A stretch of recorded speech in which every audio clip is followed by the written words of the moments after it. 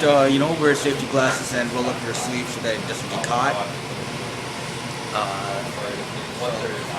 Here you can adjust the width of the bandsaw blade, so it's you can size it using this knob so that it's not too high up or too small down. So like about a quarter inch or so above the ground and above the table.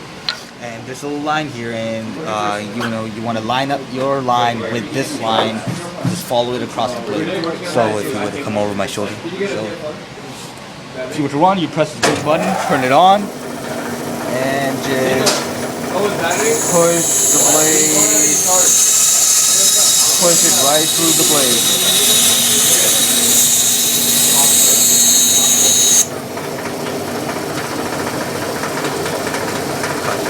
So if you make a diagonal cut, just line up this with the line, with that line, and turn it on and just push it through. Make sure it's lined up with that line.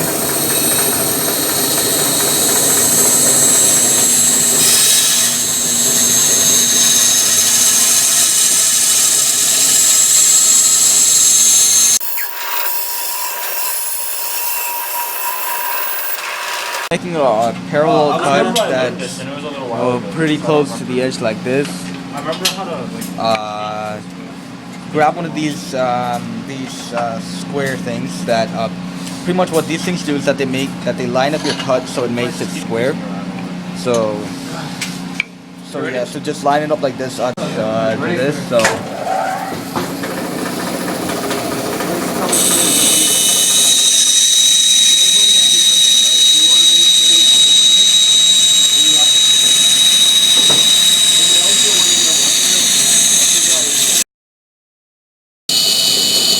So at this point, it's getting pretty close. You want to use a push stick just to push it through so that you don't endanger your hands, for safety and stuff. So, if you want to make a certain angled cut, so put this in. So right now it's like at 75 degrees about. So.